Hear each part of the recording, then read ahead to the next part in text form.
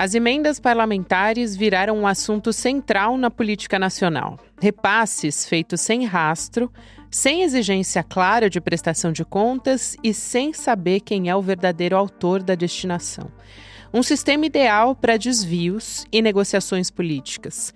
Foi o que ficou conhecido como orçamento secreto. Mas em 2022, o Supremo disse basta e passou a exigir um plano de trabalho para cada emenda. Mas a regra não foi cumprida como deveria. Agora, o STF e a Polícia Federal estão olhando tudo de perto. São 964 emendas PIX, que somam quase 700 milhões de reais, sem qualquer plano de trabalho cadastrado. O ministro Flávio Dino determinou que a Polícia Federal investigue uma a uma. Ao mesmo tempo, o Supremo homologou um plano de transferência padronizando todas as informações no portal da transparência. Nome do parlamentar, nome do beneficiário, destino do recurso, tudo tem que estar lá. A ideia é encerrar de vez o modelo do orçamento secreto. Mas essa nova regra também escancara o conflito entre os poderes. O Congresso quer mais espaço para definir o destino do dinheiro. O governo tenta retomar o controle sobre o orçamento e políticas públicas. E é nesse ponto que o Brasil está hoje, entre o controle público e o risco de corrupção. Segunda-feira, 8 de setembro de 2025.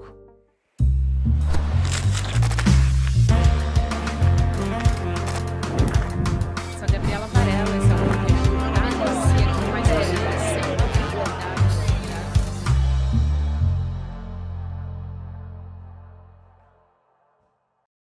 Olá, seja muito bem-vindo, seja muito bem-vinda. Eu sou a Gabriela Varela e esse é o videocast em Detalhes que está começando. Aqui sempre com um convidado ou uma convidada, a gente analisa uma temática, uma notícia importante do momento de segunda a sexta-feira.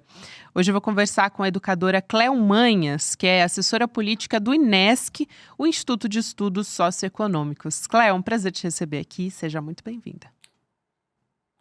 Oi, Gabi, boa tarde. O prazer é todo meu. Eu acompanho o ICL, gosto muito do trabalho que vocês desempenham e acho super importante, especialmente nesses tempos de democracia frágil, né? Democracias frágeis pelo mundo e no Brasil em específico. Então, é um grande prazer estar aqui no ICL. O prazer é todo nosso e acho que falando em democracia frágil, acho que essa conversa contribui muito nesse sentido de um caminho para fortalecer a nossa democracia, justamente. Eu quero começar falando sobre isso, sobre essas emendas impositivas, né, que são amparadas ao longo do tempo em fragilidade política do Poder Executivo. Então, a gente tem uma obrigatoriedade da execução das emendas, né, e o aumento desses valores com o passar dos anos de uma forma exorbitante. E tudo isso aconteceu de uma forma gradativa. A gente teve lá no segundo mandato da Dilma Rousseff, da presidente Dilma Rousseff, uma exploração por parte do presidente da Câmara à época, o Eduardo Cunha, que começou a introduzir essa ideia, né? E eu queria citar alguns dados aqui para o nosso começo de conversa, para a gente ter uma ideia. Em 2015, que é justamente esse contexto, cada deputado e senador tinha, sob o seu controle, 16 milhões de reais em emendas. E o governo tinha ainda o poder de não pagar nem um centavo, se não quisesse. E agora, recentemente, em 2024, cada deputado teve pelo menos 38 milhões de reais e cada senador 70 milhões, que é um aumento muito expressivo, né, Cléo? Além desse montante, tem as emendas coletivas, que são aquelas que são gerenciadas pelas cúpulas, né, das bancadas e do Congresso. Então, no total, vou pedir para a nossa audiência ficar aqui comigo. Eu sei que é uma numeralha, mas é importante para a gente começar a conversa. Porque no total, o Congresso manda em mais de 50 bilhões de reais ao ano. Se a gente fizer uma média ali por dia, dá uns 135 milhões de reais. Então, o poder orçamentário do nosso Congresso aqui no Brasil é muito maior, até tem comparações, por exemplo, com 11 países da OCDE. Como é que esse sistema, se você puder nos ajudar a explicar, como é que esse sistema enfraqueceu o executivo e acabou com esse presidencialismo de coalizão como a gente conhecia? Olha só, é estranho, né? Porque, na verdade, nós vivemos num sistema presidencialista, mas temos um parlamentarismo orçamentário. Mesmo que tenhamos tido uma eleição, um plebiscito, né, para que a população escolhesse entre presidencialismo e parlamentarismo, venceu o presidencialismo com uma larga diferença, mas a gente vem vivendo, especialmente, como você disse, depois de 2015, nesse parlamentarismo orçamentário. Porque, para as pessoas terem uma ideia, 50 bilhões significa 1/3 de todo o orçamento da educação, que atende toda a educação infantil até o ensino superior, todos os recursos que saem da União, né, do orçamento do orçamento da União para a educação, que atende o Brasil inteiro e que atende todas as crianças, adolescentes e jovens, e no caso do ensino superior, atende toda a população do ensino superior. O ensino superior, por exemplo, ele tem uma previsão orçamentária de cerca de 40 bilhões, ou seja, todo o ensino superior gasta menos do que as emendas parlamentares. E assim, de 2015 para cá, houve uma mudança muito significativa, porque além das emendas individuais, como você falou, que cresceu o montante significativamente, tivemos aí as emendas de relator, que era uma coisa meio esdrúxula e que o STF barrou. Porém, essas emendas essas emendas do orçamento secreto, elas migraram em alguma medida para as emendas de comissão e para as emendas de bancada. Já existiam emendas de comissão e emendas de bancada, mas não com essa característica. Por exemplo, antes de toda essa mudança, as emendas de comissão, elas eram pensadas de uma maneira mais estruturante, né? E na verdade, elas nem eram para municípios, elas eram emendas nacionais. Dentro de por exemplo, a Comissão de Educação tinha ali uma questão urgente que precisava de remanejar dentro do orçamento e um recurso maior, então a Comissão de Educação destinava aquela emenda para esse projeto estruturante. Da mesma forma, as bancadas estaduais. E agora nós temos esse retalhamento, tanto das emendas de comissão, quanto das emendas as emendas de bancada, né? As emendas dos estados.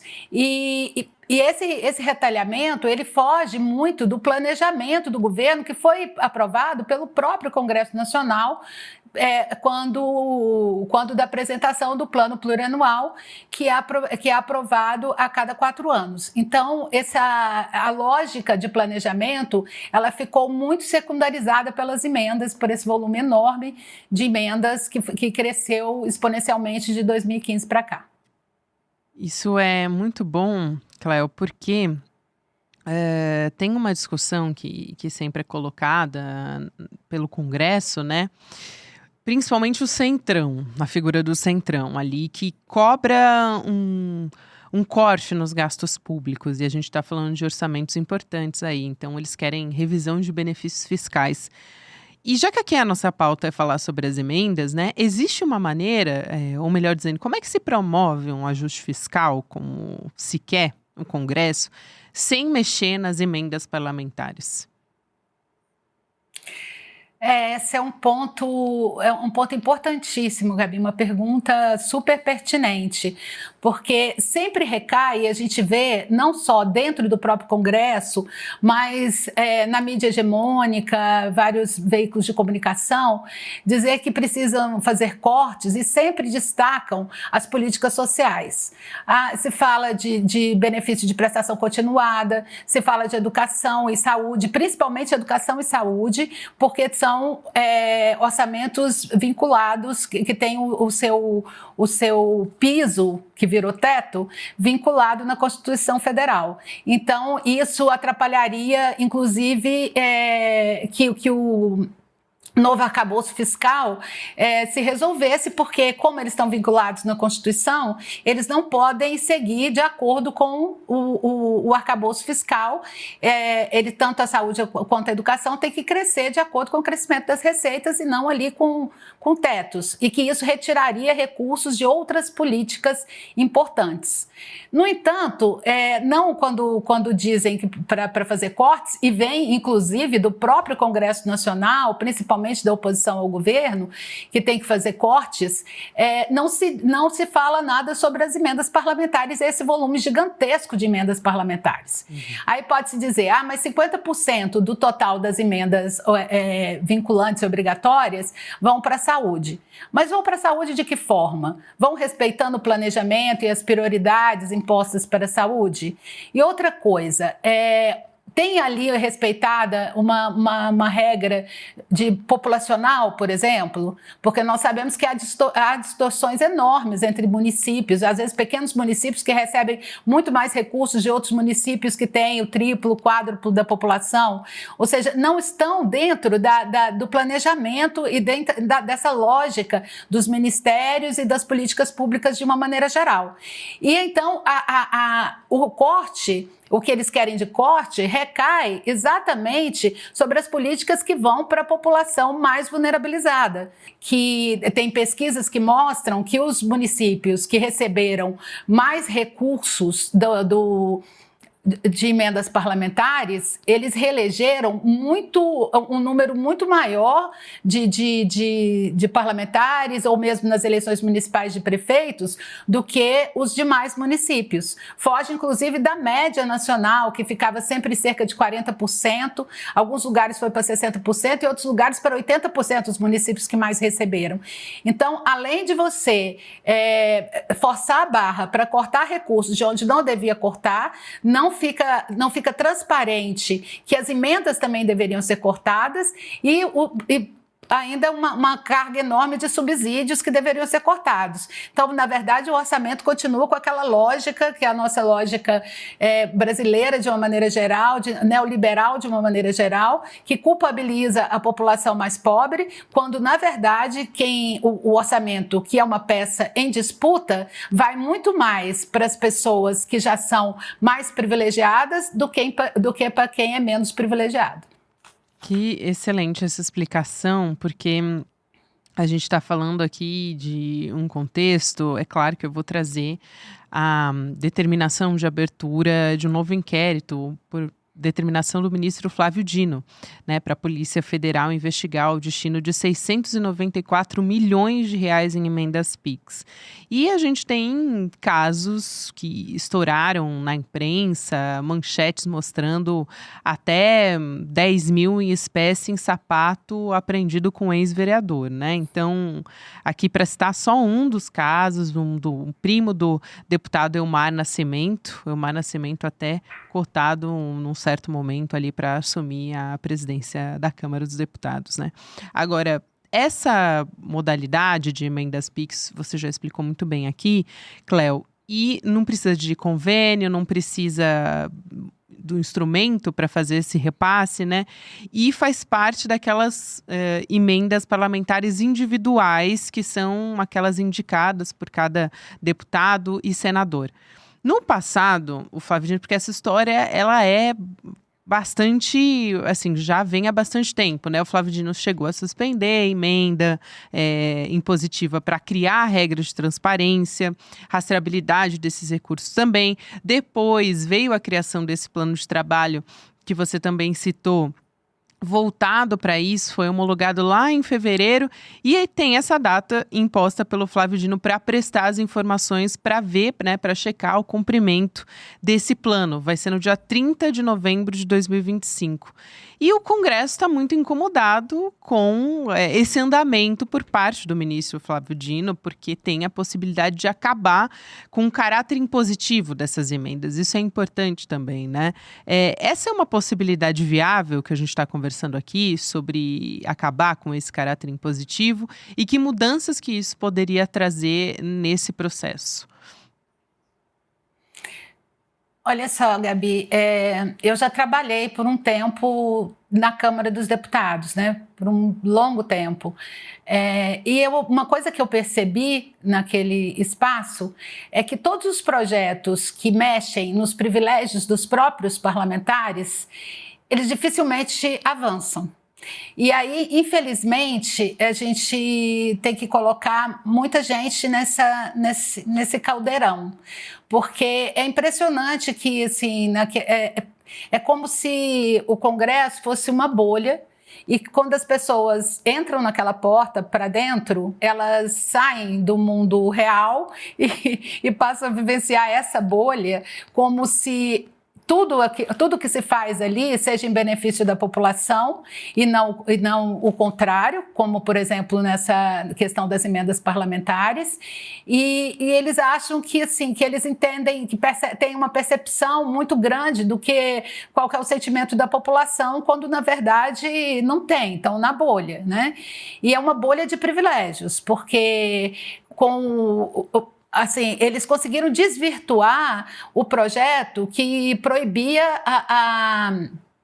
que empresas privadas, né, que financiassem campanhas. Aí, com isso, aumentou significativamente o repasse para os fundos partidários e significativamente as emendas parlamentares. É claro que eu não estou dizendo que uma coisa está intrinsecamente relacionada à outra. Aliás, elas estão relacionadas, mas não são consequências diretas das outras, mas fazem parte desse conjunto de ações para garantir que o Congresso, que quem está ali, quem entra, não saia jamais, seja eternamente reeleito e que você consiga, inclusive, também eleger seus filhos. O que nós mais temos dentro da Câmara hoje são herdeiros, né? Vários herdeiros, na Câmara e no Senado. Então, você acaba criando ali uma casta parlamentar meio intocável, porque eles criam mecanismos de privilégios que os mantêm no poder indefinidamente, né? Então, eu sou muito cética, acho muito difícil que de fato eles aprovem uma medida para cortar dentro das próprias emendas parlamentares. Eu espero que o governo tenha força para impor um pouco mais essa necessidade. Já vi que agora, no próximo projeto de lei orçamentária anual, o valor que está reservado é um pouco menor. Que são usadas como moeda de troca, né, Cleo? Nesses projetos que muitas vezes funcionam como uma maneira de chantagem. A gente falando mais recentemente dessa PEC da blindagem ou PEC da impunidade, enfim, recebeu vários apelidos, mas é uma maneira de proteger, de blindar os parlamentares de investigações, que poderia gerar uma série de questões, né? Não vou aqui nem entrar em todos os meandros, mas a PGR já apontou diversos problemas. Tem até uma reportagem do Globo, da Malu Gaspar, que ouviu internamente essas pessoas, né, da PGR, de quais seriam os problemas que essa PEC poderia gerar, por exemplo, aumentar a presença de representantes de crime organizado dentro desses espaços, né, no meio político. A gente sabe que já existe, mas poderia até aumentar como uma maneira de se blindar dessas investigações indesejadas, vamos dizer assim, né? Mas aqui eu citei PEC da blindagem, mas já se discutiu nesse meio tempo o fim do foro privilegiado, a anistia também nesse contexto do 8 de janeiro, mas uma anistia que também já foi muito discutida e ventilada pela imprensa, que seria uma maneira até, eventualmente, de ampliar para um acordo de anistiar essas investigações sobre as emendas que já aconteceram, né? Então, assim, é uma série de movimentos no Congresso Nacional para realmente tentar aliviar para os parlamentares, né? Além de anistiar os que já foram condenados aí por conta de emendas, na verdade, todos esses processos, porque tem eu acho que tem 8 ministros no STF que têm ali processos sobre emendas parlamentares, ou seja, é um volume muito grande de processos que estão tramitando ali por conta de desvios nas emendas parlamentares. São 80 inquéritos no Supremo, Cleo, para apurar denúncias. Então, e 80 inquéritos não significam 80 parlamentares, né? Pode ter mais de um parlamentar envolvido em cada um desses inquéritos. Então, o que eles querem também é que isso vá para a primeira instância, né? Que esses inquéritos que ainda estão em andamento vão para a primeira instância. Nada ali é feito por acaso e tudo tem interesse próprio. Chega a ser revoltante o descompasso entre boa parte dos parlamentares e a população brasileira a qual eles representam, porque os interesses próprios são pensados em primeiro lugar e não há nenhuma intenção em em melhorar, né, o uso do recurso, porque os parlamentares eles deviam estar fiscalizando, né, o executivo na execução do orçamento público. Mas o que eles estão fazendo? Eles estão brigando pelo seu próprio quinhão. E, de fato, como você falou no início, virou uma moeda de chantagem, porque antes era uma forma também de o executivo negociar votações importantes, de projetos importantes que eles queriam que fossem aprovados no Congresso Nacional. Antes, que eu estou falando lá antes de 2015, né? Agora virou uma chantagem ao contrário, né? Não que, assim, a negociação, ela é importante e ela é saudável desde que seja transparente e que a gente consiga perceber todos os interesses ali envolvidos. Mas a forma como as coisas acontecem é chantagem mesmo, né? Chantagem parlamentar o tempo inteiro e os parlamentares julgando que eles podem, que aquele recurso pode ser utilizado por eles, porque afinal de contas eles foram eleitos por uma pequena parcela da população e eles foram eleitos por uma questão específica, né, para representar os seus estados ali em questões específicas. Eles não foram eleitos para governar o Brasil. Então é muito difícil que a presidência da República ou que o poder executivo não tenha nas suas mãos o poder da execução do orçamento e esteja à mercê dessa chantagem parlamentar. É surreal, porque eles usam uma justificativa, e acho que já se extrapolou muito isso, né? Que é de que as emendas, elas são usadas exclusivamente para chegar ali nos rincões do Brasil, né? Para atender necessidades básicas, enfim, levar saúde para esses municípios. E a gente sabe que, na verdade, já se extrapolou isso muito. Não dá para falar até sobre esse papel do Flávio Dino, né, sem falar do acirramento entre os poderes justamente por conta disso. É uma queda de braço bastante pública e o que os parlamentares alegam aqui, só para dar um nome mesmo, até o presidente do Senado, Davi Alcolumbre, ele já disse que criminalizar a emenda agride a democracia. Depois que o Dino determinou essa última investigação que a gente estava conversando aqui, né? A gente falou também sobre essas dezenas de inquéritos, 80 inquéritos que estão no Supremo Tribunal para apurar essas denúncias de irregularidades. Então, essa justificativa não se mantém em pé. O que a gente vê pipocando o tempo inteiro nas manchetes dos jornais são casos completamente escabrosos de desvio de recursos, de atender um número, por exemplo, de cirurgias dentárias que é muito maior do que a população que aquela cidade tem. Enfim, são muitos casos aqui que a gente pode se lembrar para exemplificar, né? Eu acho muito cinismo quando o parlamentar diz que estão criminalizando as emendas, quando, na verdade, quem está criminalizando... Não, quem está fazendo crime e proporcionando a criminalização são os próprios parlamentares. Exato. Quando desviam os recursos, quando fazem emenda sem plano de trabalho e o recurso vai, a gente não sabe para onde, não consegue fazer o rastreamento desse recurso, desviam recursos para seu próprio benefício.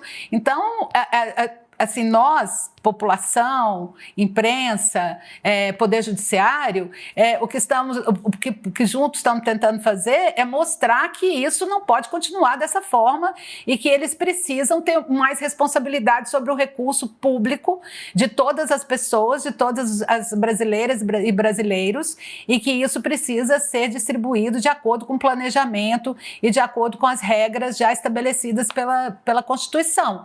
Aí eu acho que vale a pena citar também um caso que é bastante recente, que foi essa mega operação da Polícia Federal contra o PCC, né? Porque tem uma novidade na história, aliás, mais de uma novidade, porque se revelou, quando foi deflagrada essa operação, os tentáculos no mercado financeiro, no comércio de combustíveis, e as investigações também revelaram conexões do crime com as emendas parlamentares, né? Licitações fraudulentas em municípios. Então, essas emendas, elas acabam indo também em regiões que são controladas pelo crime. Algo que a gente ouve muito falar, até essa questão do combustível também adulterado, era algo que a gente ouvia muito no boca a boca, mas agora a gente tem consistência, né? Prova para que essa operação fosse deflagrada. E aí, citando esse caso, Cléo, só para a gente ir encaminhando para o final, qual é o modelo de transparência ideal? E levando em consideração todo esse movimento que está acontecendo no Supremo Tribunal Federal, em prol da transparência, nas atuais circunstâncias, dá para a gente chegar nesse cenário? Dá para imaginar isso? Olha, pois é, Gabi, essa também acho que tem vários problemas, inclusive esse, nessa conexão aí importante com o crime organizado.